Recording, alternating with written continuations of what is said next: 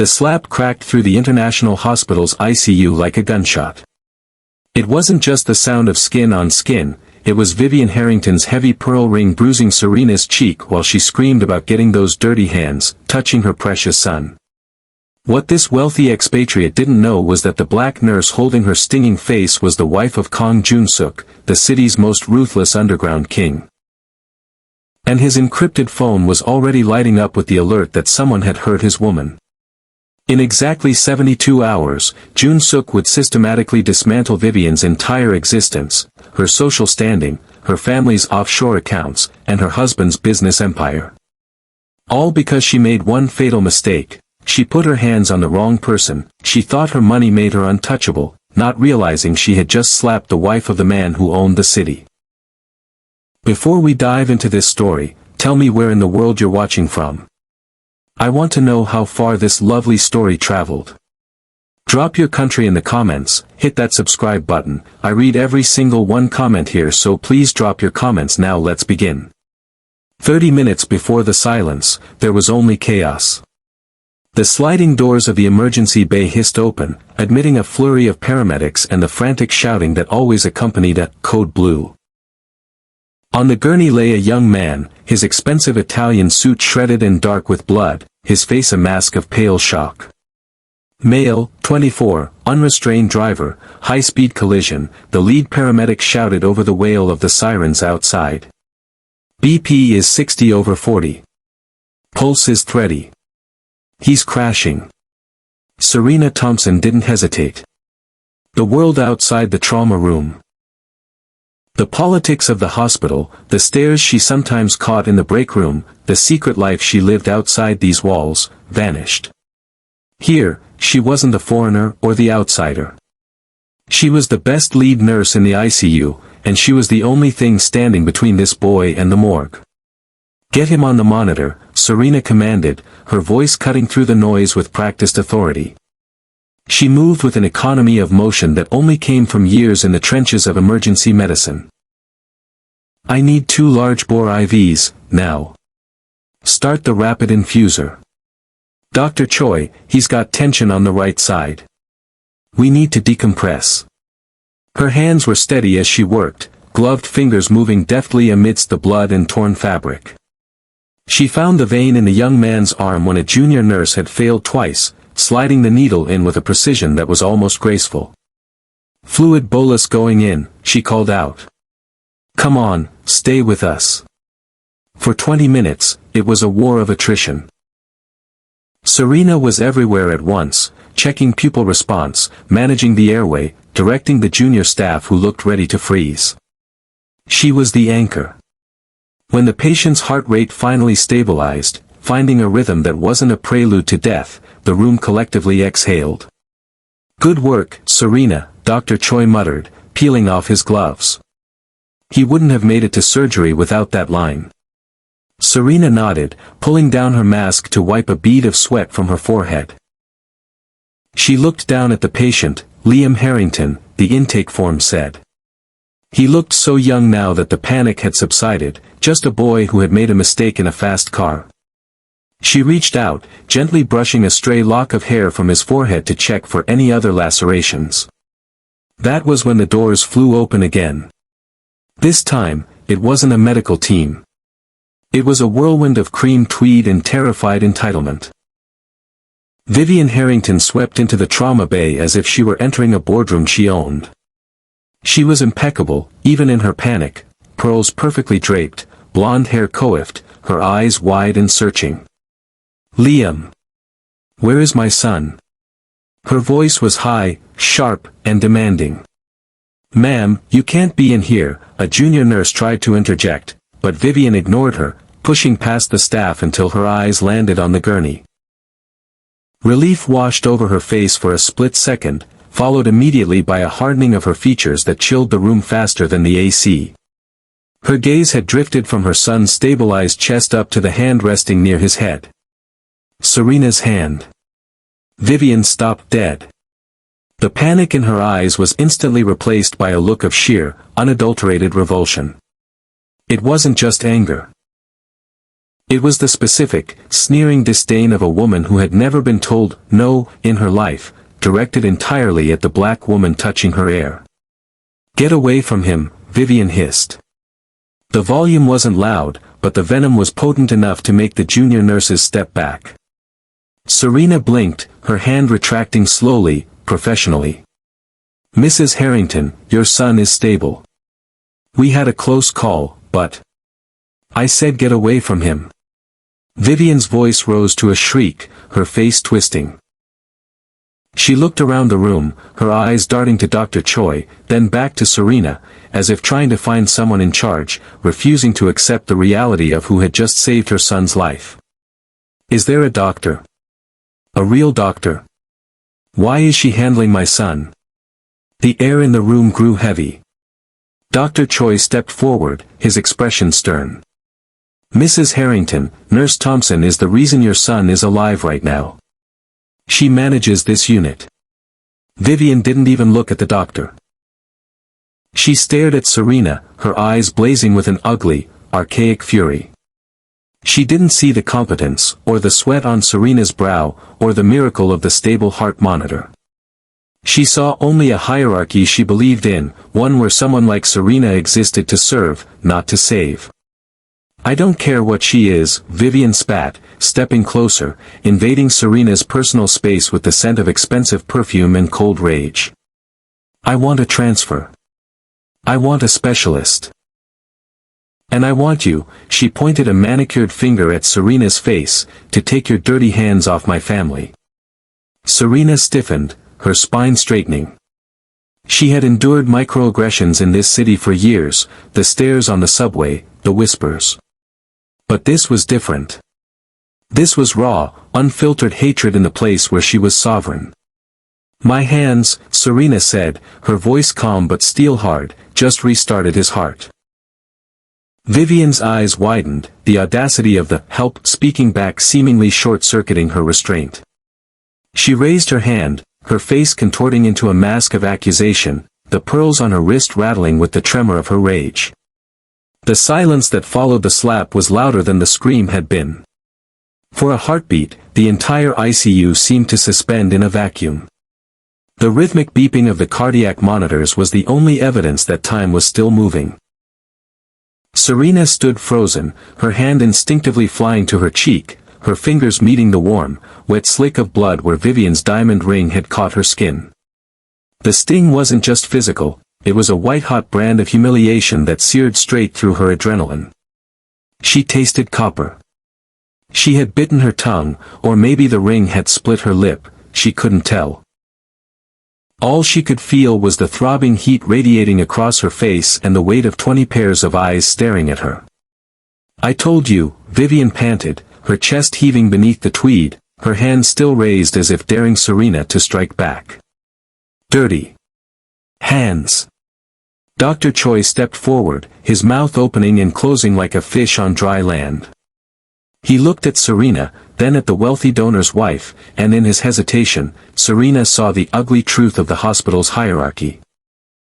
He was the attending physician, the authority in this room, but he was paralyzed. "Mrs. Harrington," Dr. Choi finally stammered, his voice lacking any real command. "That was uncalled for." "Uncalled for." Vivian laughed, a brittle, manic sound. She smoothed the front of her jacket, regaining her composure with terrifying speed. "She was mishandling my son. I did what any mother would do. Now, get me a real nurse. Someone who knows their place." Serena's vision blurred.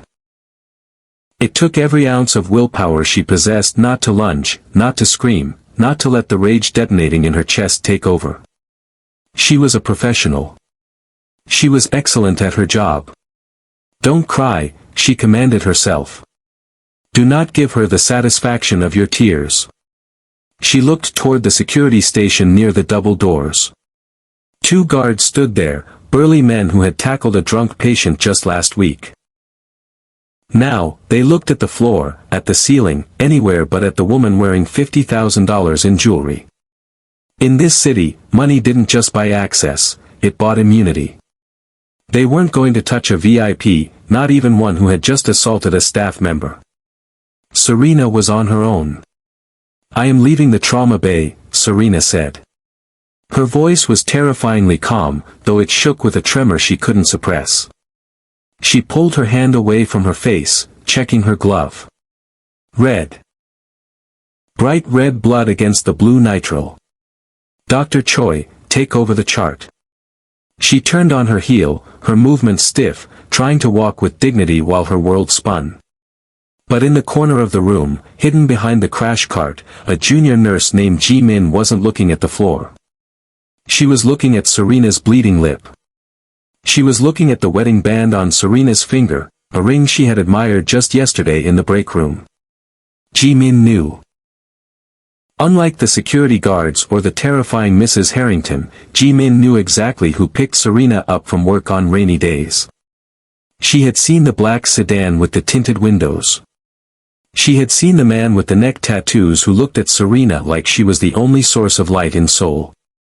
Ji-min's hands were shaking as she pulled her phone from her scrub pocket. She didn't dial hospital security.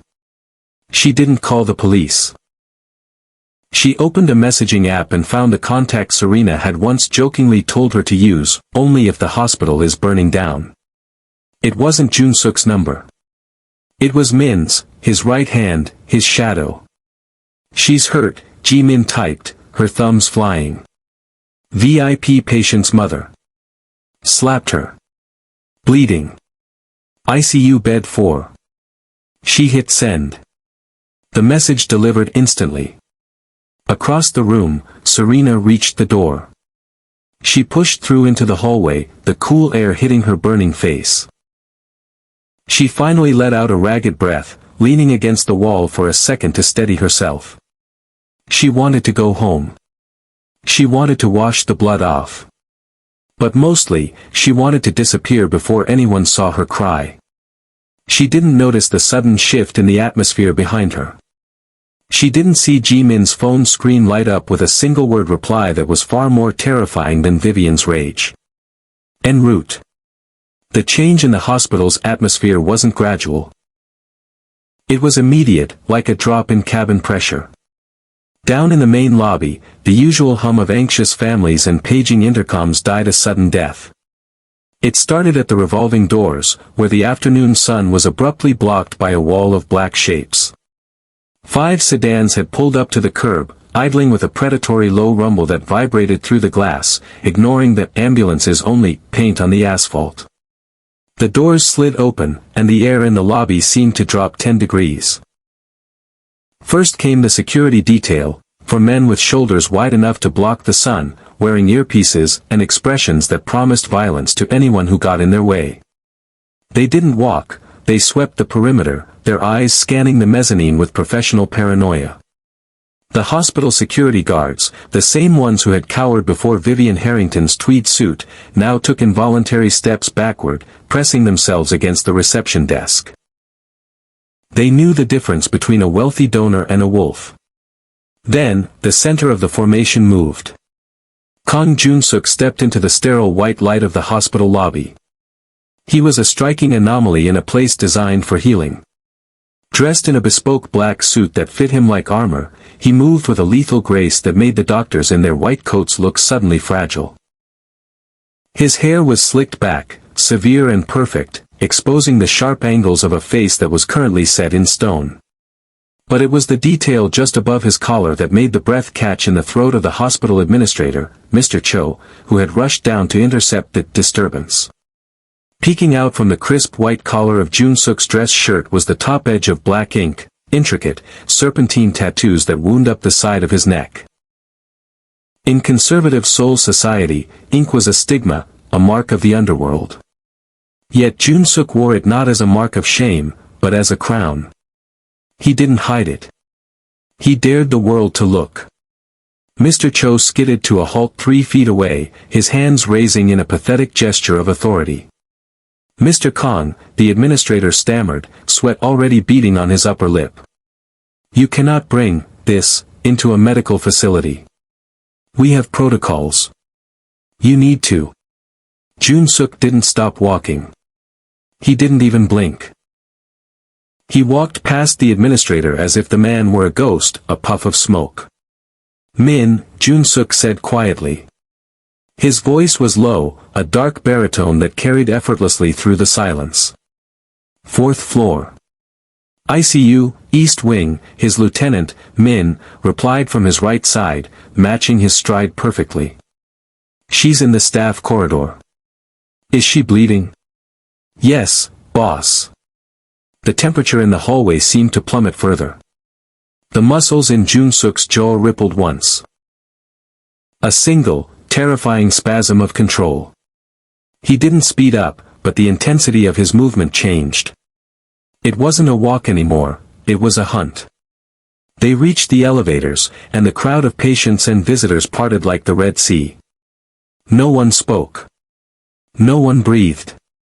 The ding of the elevator arrival sounded obscenely cheerful in the heavy silence.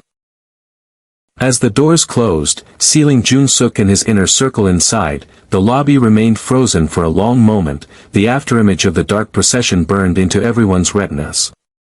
Up on the fourth floor, the chaos of the trauma unit had settled into a tense, murmuring uneasy peace. Vivian Harrington was still standing by her son's bed, loudly complaining to a nurse about the quality of the sheets, her voice grating and shrill. Then the elevator doors at the end of the long ICU corridor slid open. The sound of expensive leather soles hitting the linoleum floor echoed, click, click, click. It was a rhythmic, deliberate sound, distinct from the squeak of rubber-soled nurses' shoes. Heads turned. Dr. Choi looked up from a chart. A passing orderly froze mid-step. Jun-suk emerged from the elevator bank, flanking by his men. The visual shift was jarring, the invasion of the underworld into the sanctuary of the upper crust. The harsh fluorescent lights glinted off his tie clip and the dark ink on his neck. His arms were crossed, not in defense, but in containment, holding back a tidal wave of fury that threatened to level the building.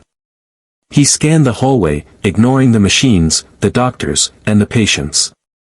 His eyes were cold, void of any light, searching for one specific thing in the white maze. He wasn't looking for the woman who had hurt his wife. Not yet. He was looking for the damage. And when his gaze finally landed on the far end of the hall, where Serena was leaning against the wall with a tissue pressed to her face, the cold fury broke. For a split second, the monster vanished, replaced by a husband terrified that he was too late. But as he saw the blood on her uniform, the monster returned, calmer, darker, and infinitely more dangerous than before. The distance between the elevator bank and the far wall of the corridor was 50 feet, but Jun-suk closed it in seconds.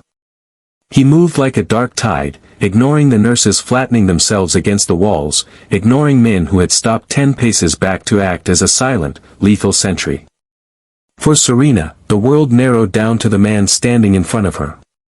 The smell of him, a sharp, clean mix of sandalwood and cold winter air, cut through the cloying scent of antiseptic and floor wax. It was the scent of home, of safety, but today it smelled like danger. Serena. He didn't shout. He didn't demand answers from the staff. He just said her name, his voice pitched so low it was barely a vibration in the air. She looked up, pulling the tissue slightly away from her face. Her hands were shaking, a betrayal of the composure she was fighting to keep.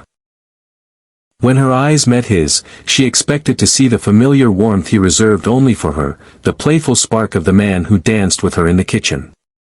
It was gone. In its place was a stillness that terrified her more than Vivian Harrington's screaming ever could. His eyes were void of light, dilated and unblinking, the irises so dark they swallowed the pupil. He was entirely still, his body held in a rigid tension that suggested a single wrong move would cause him to shatter the world around him. "Let me see," he commanded softly. "It's not that bad, Jun-suk," she whispered, her voice thick. "I'm fine. Just a cut." He didn't argue. He reached out, his movements agonizingly slow. His hands that she knew could break bone and dismantle weapons, cupped her jaw with a tenderness that made her breath hitch. It was a devastating contrast. The lethal potential of the man and the delicate, reverent way he touched her skin. He gently pried her fingers away from her cheek. The tissue fell to the floor, wet with red. Jun-suk stared at the wound. He catalogued the damage with the clinical detachment of a coroner. He saw the angry purple blooming across her cheekbone. He saw the jagged split in her lip where the diamond had caught the soft flesh. He saw the faint, ghostly outline of a handprint beginning to darken against her skin. A muscle feathered in his jaw. Once. Twice. His thumb brushed the skin just below the cut, light as a feather. When he pulled his hand back, his fingertips were stained with her blood. He stared at the red on his skin for a long moment. The silence in the hallway stretched thin, suffocating and heavy. Even the air conditioning seemed to hold its breath. "Who?" he asked. The word was a stone dropped into a deep well. Serena hesitated. This was the precipice. She knew what lay on the other side of this answer. If she told him it was an accident, a confused patient, a mistake, maybe she could talk him down. Maybe she could stop the avalanche. But then she remembered the look in Vivian's eyes. The sneer. The absolute certainty that Serena was beneath her. "The patient's mother," Serena said, her voice trembling. "Mrs. Harrington." Jun-suk's gaze snapped from his own hand back to her eyes. "Why?" "I saved her son," Serena choked out, the humiliation rushing back, hot and stinging behind her eyes. "I stabilized him. But she came in, she saw me touching him." Jun-suk's hands tightened slightly on her arms, anchoring her. "Tell me exactly what she said." "She said." Serena swallowed the lump in her throat, forcing herself to look at him, to let him see the pain she had been hiding. "She said to get my dirty hands off her family. She said people like me don't belong here." The change in him was instantaneous. The temperature around him seemed to drop to absolute zero. The worry in his eyes hardened into something ancient and cruel. It wasn't just rage anymore, it was judgment. By attacking Serena, Vivian hadn't just hurt his wife, she had insulted his queen. Jun-suk didn't yell. He didn't punch the wall. He simply went terrifyingly, unnaturally quiet. He took a handkerchief from his breast pocket and gently dabbed the blood from her lip, his focus absolute. "Dirty hands," he repeated, the words tasting like ash in his mouth. He folded the stained handkerchief and placed it back in his pocket, close to his heart. It was evidence. It was a promise. He leaned in, pressing a soft, lingering kiss to her forehead, right above the injury. "Wait here," he whispered against her skin. "I need to go introduce myself." When he pulled away and turned toward the waiting room, the tenderness was gone. The man walking down the hall wasn't her husband anymore. He was the king of Seoul, and he was walking to an execution. The VIP waiting room was a sanctuary of beige leather and muted abstract art, designed to suit the egos of the city's elite. Currently, however, it sounded like a war zone. "I am Vivian Harrington." Vivian's voice bounced off the soundproofed walls, shrill and piercing. She was cornering the terrifyingly pale hospital director, Mr. Cho, poking a manicured finger into his chest. "I donate $2 million a year to this facility, and I demand that incompetent, aggressive nurse be terminated immediately. If she isn't gone by the time my son wakes up, I will pull every cent of funding and sue this hospital into the ground." Mr. Cho opened his mouth to apologize, to placate, to do whatever was necessary to make the screaming stop, but the words died in his throat. His eyes drifted over Vivian's shoulder, widening in pure, unadulterated terror. The heavy oak door to the waiting room clicked shut. The sound was soft, precise, and final. Vivian turned, irritated by the interruption. "I said I didn't want to be dis."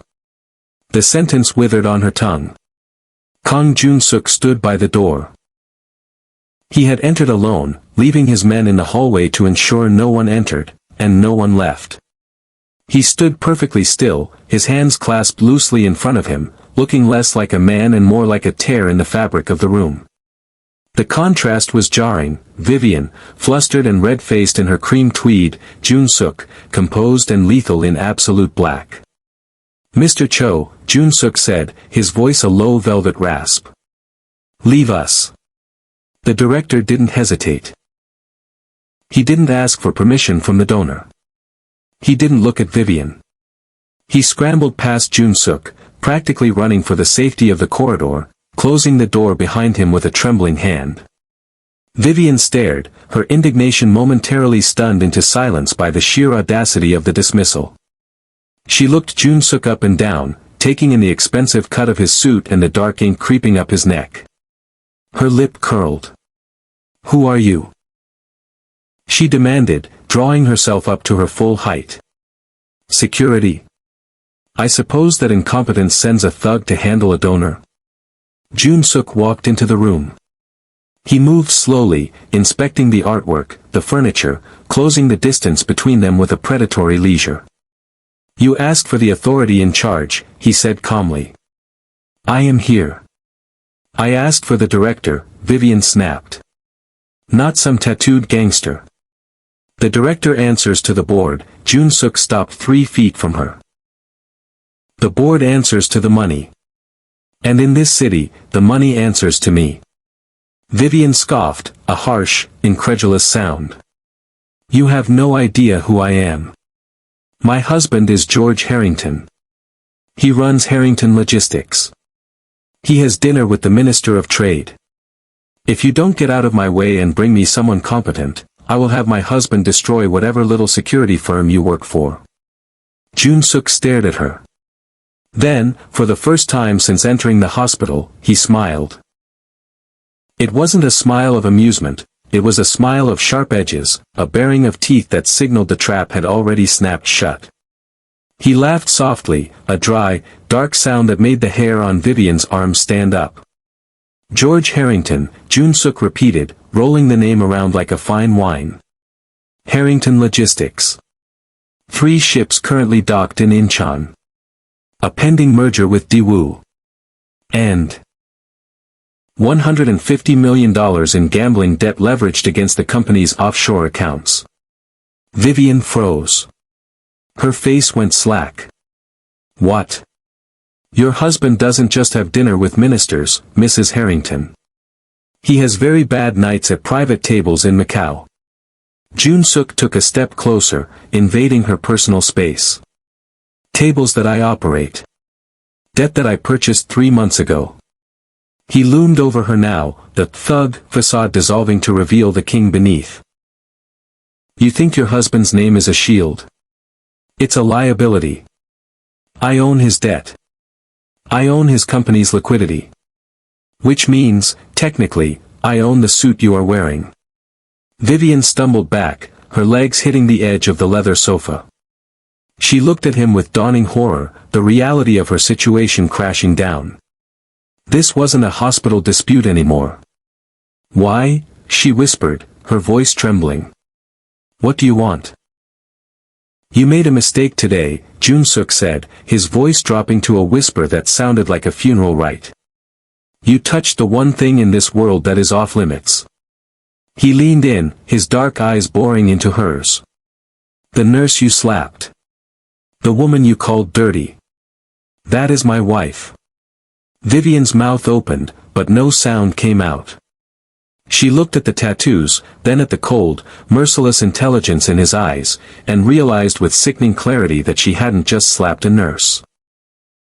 She had slapped the wife of the man who held the leash to her entire existence. "And now," Jun-suk checked his watch, "your payment is due." Vivian pressed her back against the cool leather of the sofa, her breathing ragged. She watched Jun-suk's hands, waiting for him to reach for a weapon, to signal the men outside, to deliver the violence she assumed people like him traded in. "How much?" she gasped, desperation clawing at her throat. "I'll pay you double whatever the debt is. Triple. Just, let this go." Jun-suk looked at her with an expression of mild curiosity, as if she were a specimen in a jar that had failed to understand its environment. "You still think this is a transaction," he said softly. "You think you can buy your way out of the disrespect you showed my wife?" He took a step back, adjusting his cuffs. "If I killed you, Mrs. Harrington, your husband would become a grieving widower. Society would mourn you. You would be a tragedy." He shook his head slowly. "That is too much dignity for a woman who slaps a nurse because of the color of her skin." "Then what?" Vivian whispered, tears finally spilling over, ruining her immaculate makeup. "What are you going to do?" "I am going to let you live," Jun-suk said, the mercy in his words sharper than a blade. "But I am going to make sure that by the time the sun sets on Thursday, you wish I hadn't." He pulled a sleek black phone from his pocket, not to make a call, but to check the time. "It is currently 2 p.m. The execution begins now." He looked at her, his eyes cold and dead. Day 1, the exposure. "My team is currently releasing the financial records of Harrington Logistics to the sole prosecutor's office. We are including the offshore accounts you used to hide your personal spending from the tax authorities. By dinner tonight, your husband's assets will be frozen. By breakfast tomorrow, he will be under investigation for embezzlement and fraud." Vivian choked on a sob. "You can't, that's our entire life." "That was your husband's life," Jun-suk corrected. Day 2, the exile. "You sit on the board of the Arts Council and the International Charity Foundation, correct?" Vivian nodded dumbly. "Not anymore. By noon tomorrow, every board member will receive high-definition security footage of you assaulting a medical professional in an ICU. They will also receive the audio recording of your racial slurs." He tilted his head. "They cannot afford the PR nightmare of keeping you. You won't just be fired, Vivian. You will be erased. No gala invites. No luncheons. No phone calls returned. You will walk into a room, and the air will leave it." Vivian was shaking now, her hands gripping the sofa cushions as if the floor were opening up beneath her. "And day 3, Jun-suk finished, his voice dropping to a whisper. "The pariah. Once the money is gone and the status is stripped, I will make sure the city knows exactly why you fell. You won't be the victim of a corporate scandal. You will be known as the woman who was destroyed because she was cruel to the wrong person." He stepped closer, looming over her one last time. "You called my wife dirty. So, I am going to air your dirty laundry to the entire world." He turned his back on her, walking toward the door with the same terrifying calm he had entered with. "Please!" Vivian screamed, finding her voice in the face of total annihilation. "You can't do this. I'm Vivian Harrington." Jun-suk paused with his hand on the doorknob. He didn't look back.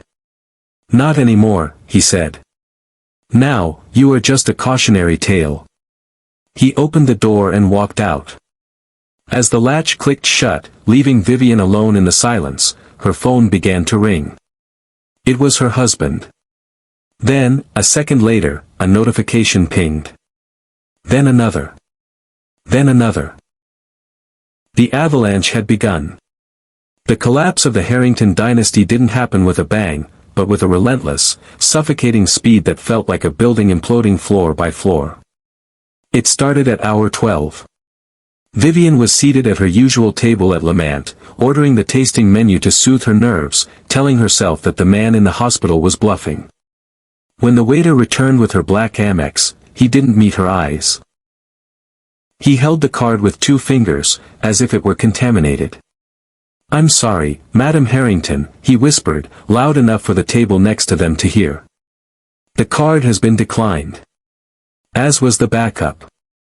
Vivian scoffed, snatching it back, accusing their machine of being faulty, but 5 minutes later, her phone pinged with an alert from her private banker, assets frozen pending federal investigation. She left the restaurant without eating, the whispers of the lunch crowd following her out the door. By hour 24, the social exile moved from financial to personal. Vivian sat in her penthouse, refreshing her email, waiting for the itinerary for the Seoul Art Gala, the highlight of the social season, an event she had co-chaired for 5 years. The email finally arrived, but it wasn't an itinerary. It was a sterile, 2-sentence notification from the committee. In light of emerging information regarding conduct incompatible with our values, your invitation has been rescinded. Please do not attend. She called the chairwoman, her best friend of 10 years. The call went straight to voicemail. Hour 36 brought the noise. Vivian was pacing her living room when the breaking news alert flashed across the massive television screen. The headline was in bold red, Harrington Logistics raided in embezzlement probe. She watched, paralyzed, as footage played of her husband, George, being led out of his office building, shielding his face from a swarm of cameras. The reporter spoke of anonymous leaks revealing millions in offshore gambling debts and defrauded investors. The documents were detailed, irrefutable, and devastating. Jun Suk hadn't just tipped off the police, he had handed them the entire case wrapped in a bow. George called her from a burner phone an hour later, screaming, asking who she had crossed, but Vivian couldn't answer. She was too busy watching the company's stock price freefall in real time. Desperation set in at hour 48. With her husband in custody and her credit cards useless, Vivian played her final card, public sympathy. She hired a crisis PR team, or at least, the only one willing to take her on credit. They set up a ring light in her living room, dressed her in a modest gray sweater, and stripped her of the pearls. Look remorseful, the 20-year-old assistant directed. Cry if you can. The video went live at hour 60. It was a masterpiece of performance art. Vivian dabbed at dry eyes, her voice trembling as she read from the teleprompter about unconscious bias and a moment of extreme maternal stress. She apologized to the medical staff, carefully avoiding Serena's name, and spoke about her family's suffering. She thought it would work. She thought the tears would remind the world that she was a mother, a victim of circumstance. She was wrong. The internet didn't just reject the apology, it devoured her. Within minutes, the video was trending, but not for the reasons she wanted. The comments section was a bloodbath. Is this the same woman who called the nurse dirty? One user wrote. Another posted a slow-motion clip of her sneer from the hospital security footage, which had mysteriously leaked onto Twitter an hour prior. Rich tears don't clean up racism, read the top comment, with 40,000 likes. Hashtag boycott Harrington began trending worldwide. By hour 72, the silence returned to the penthouse, but it was different now. It wasn't a piece of exclusivity, it was the quiet of a tomb. The phone had stopped ringing because there was no one left to call. Her husband was in a holding cell, her friends had blocked her number, and her name was poison.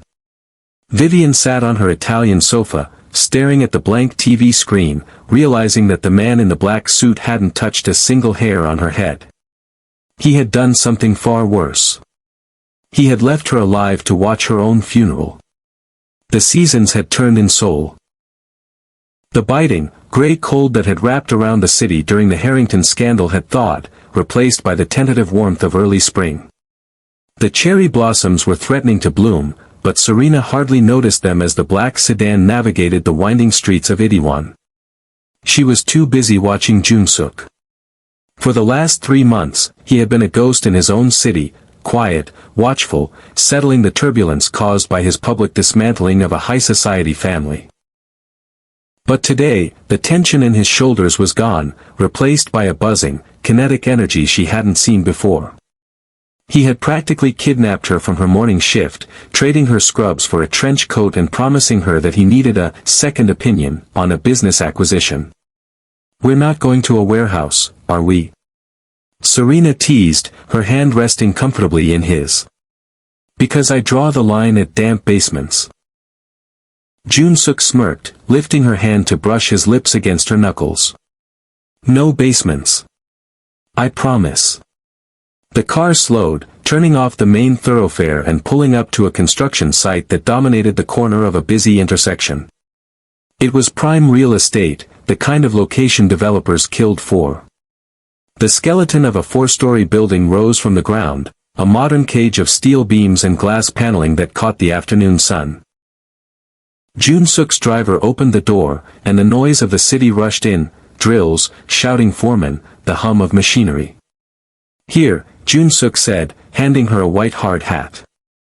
He donned one himself, though it looked incongruous with his tailored Italian suit. "What is this?" Serena asked, looking up at the structure. It was massive, far too big for a restaurant or a club, the usual ventures associated with his world. "Come inside." He led her through the rough opening of the ground floor. The air smelled of wet concrete and sawdust. Workers paused as they passed, bowing deeply to Jun-suk, their eyes flicking respectfully to Serena. He guided her to the center of the open atrium, where sunlight poured down from a skylight 4 floors up.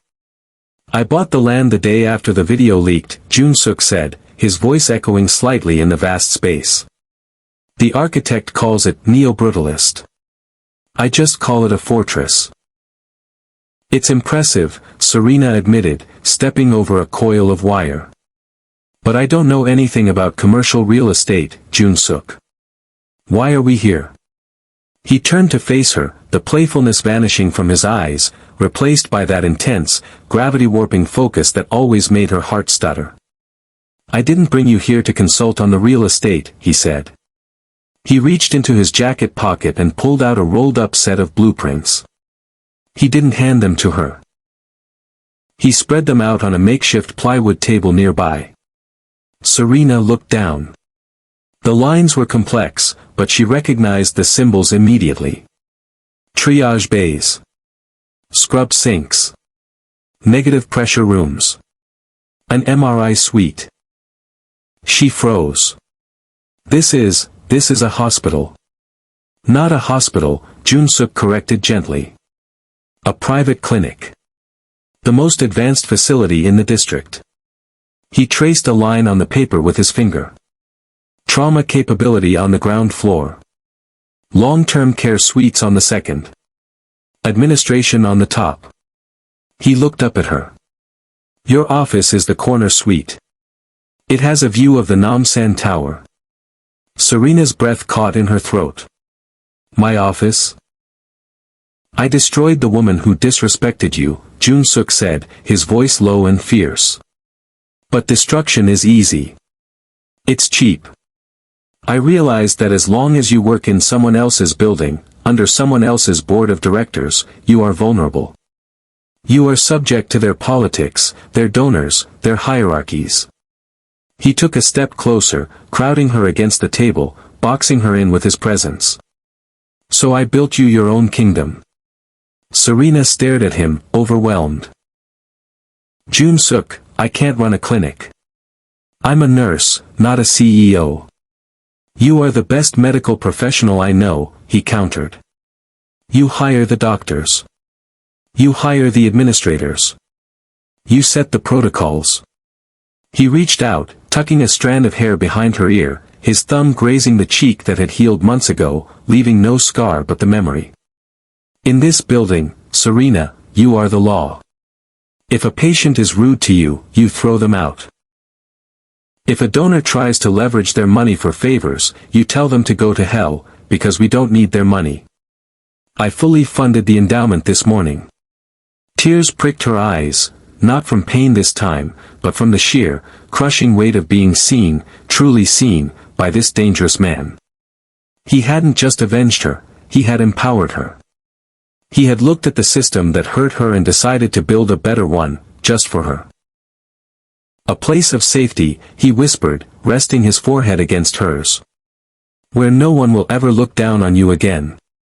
Where the only hands laid on you are the ones you invite."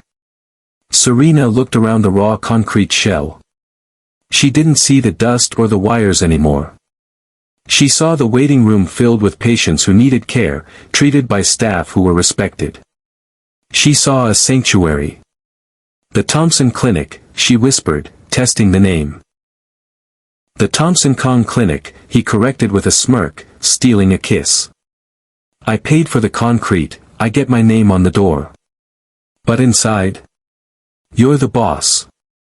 6 months later, the Thompson Kong Community Health Center didn't just open, it announced itself to the city as a monument to a new kind of order. The ribbon-cutting ceremony was a spectacle that confused the Seoul elite. They were used to galas attended by the same 50 families, stiff events suffocated by tradition and pretension. But the crowd spilling out of the sleek, glass-fronted building in Itaewon was a riot of diversity. There were Filipino nannies standing next to government officials, Nigerian students chatting with elderly Korean grandmothers, construction workers in dusty boots eating canapes alongside doctors in pristine white coats. At the center of it all stood Serena Thompson. She wasn't wearing scrubs today.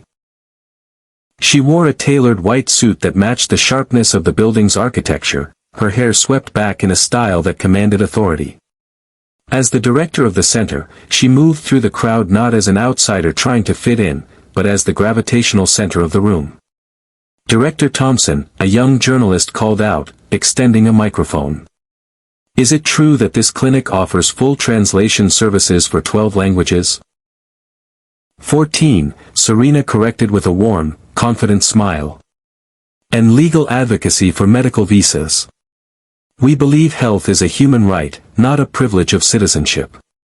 From the shadows of the mezzanine, leaning against a pillar of polished concrete, Kang Jun-suk watched her. He held a glass of champagne he hadn't touched, his eyes tracking her every movement with a mix of possessive pride and awe. To the rest of the room, he was still the terrifying figure of the underworld. The man who had decimated the Harrington Empire in 3 days. People gave him a wide berth, bowing a little too deeply when he passed. But Serena didn't bow. She looked up, caught his eye across the crowded atrium, and winked. A hush fell over a cluster of wealthy socialites near the buffet as Serena passed. They weren't looking at her with disdain anymore, they were looking with fearful respect.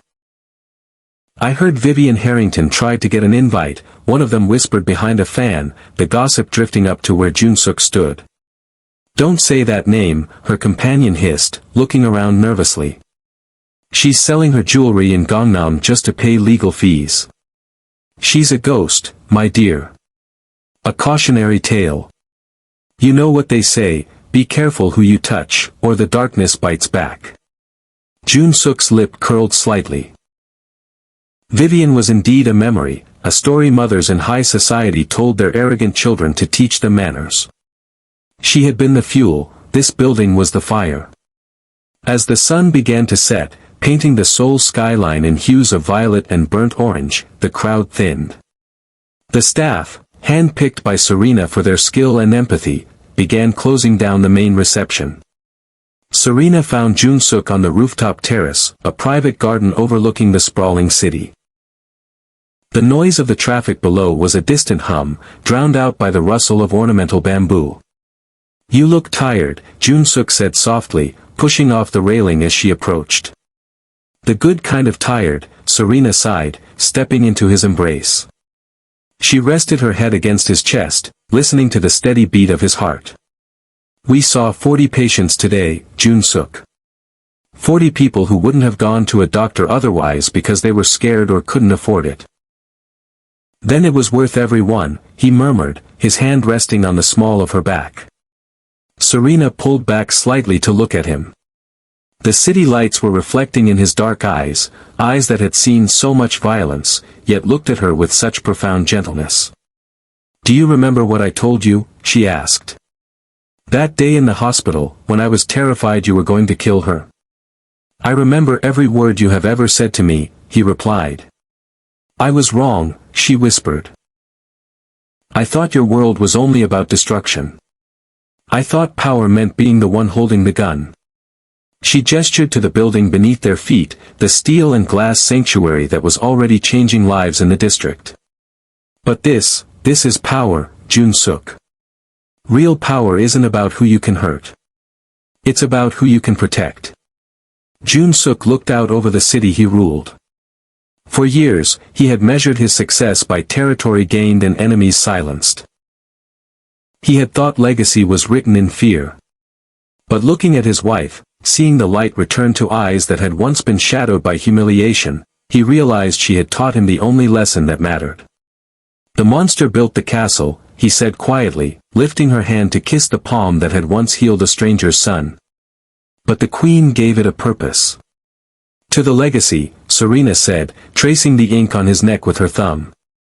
To us, Jun-suk corrected. He kissed her then, a slow, deep seal on their promise. Below them, the lights of the Thompson Kong Clinic shone bright in the darkening street, a beacon of safety in a city of shadows, proving that even from the ugliest violence, something beautiful could be built. And that's the truth about real power, it doesn't just break bones, it builds legacies. If you believe every queen deserves a king who protects her peace, hit that subscribe button right now. And tell me in the comments. If you were Serena, would you have let Jun-suk destroy Mrs. Harrington completely, or was building the clinic the ultimate revenge? Let's talk about it. Drop your thoughts in the comments and hit subscribe. I read every single one comment here, so please drop your comments, so smash that subscribe button and hit that notification bell so you never miss another incredible story. Please drop your comments, so smash that subscribe